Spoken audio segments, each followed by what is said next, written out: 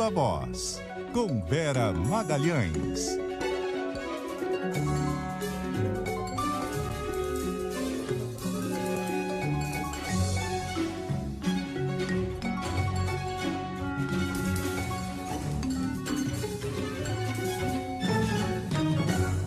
Vera Magalhães, boa tarde para você.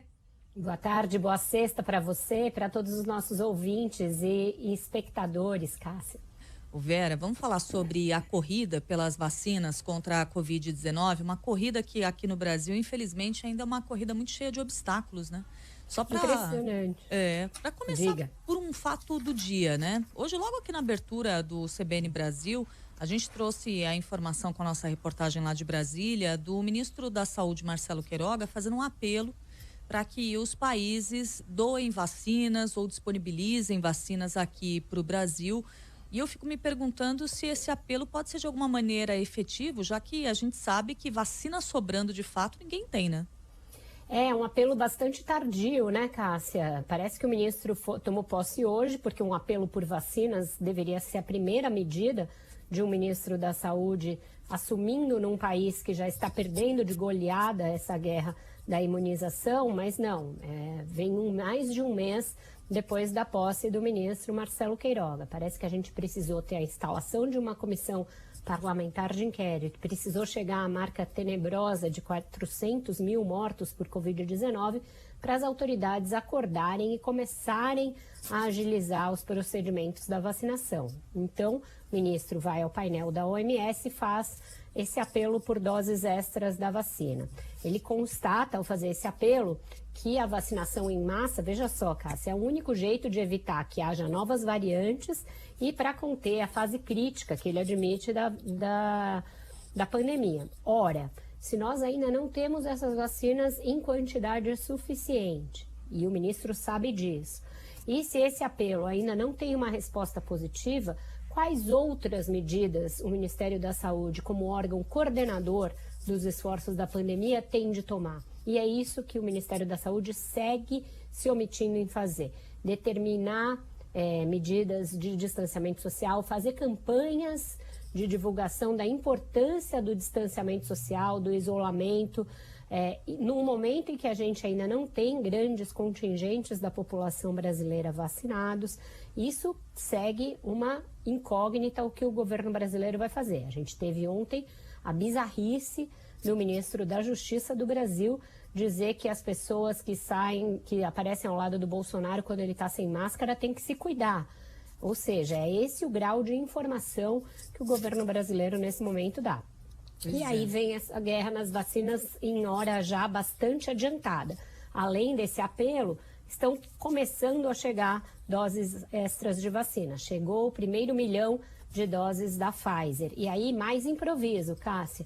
Chega 1 milhão de doses de uma vacina que é ótima, com uma eficácia muito grande, acima de 90%, tanto em pessoas mais velhas quanto no conjunto da população, mas que é uma vacina de tecnologia muito avançada e que requer uma armazenagem muito especial. O Brasil estava preparado para receber? Se preparou nos últimos meses e totalmente na base do improviso.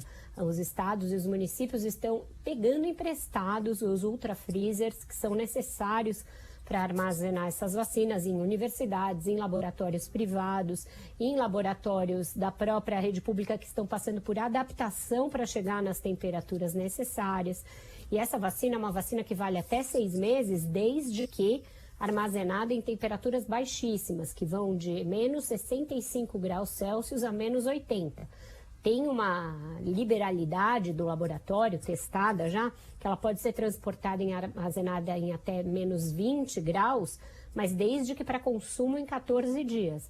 E é nessa modalidade que o Brasil vai, porque ultra freezers mesmo, de menos 65 a menos 80, a gente tem pouquíssimos em poucas universidades. Então é assim, a gente segue atropelando um dia após o outro. Você tem que olhar ali se tem vacinas para a segunda dose de Coronavac. Muitos estados, muitos municípios já não têm.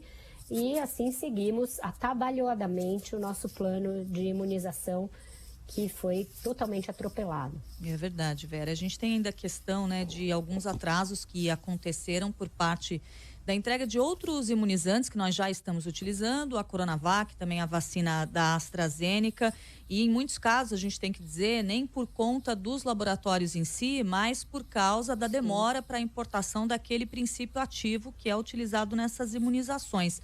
Agora, Vera, a gente teve nessa semana a aprovação no Senado daquele projeto de quebra de patentes de vacinas.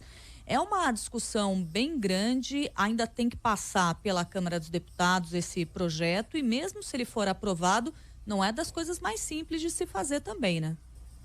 Não é simples de se fazer, Cássia, e eu tenho dúvida se ele é politicamente e diplomaticamente eficaz num momento como esse. De um lado, você tem o ministro fazendo um apelo pela chegada de mais vacinas, e de outro, o Brasil vai bancar o Bravo e o Valentão e quebrar patentes de vacinas que requereram grande gasto de estudos, grande gasto de pesquisas.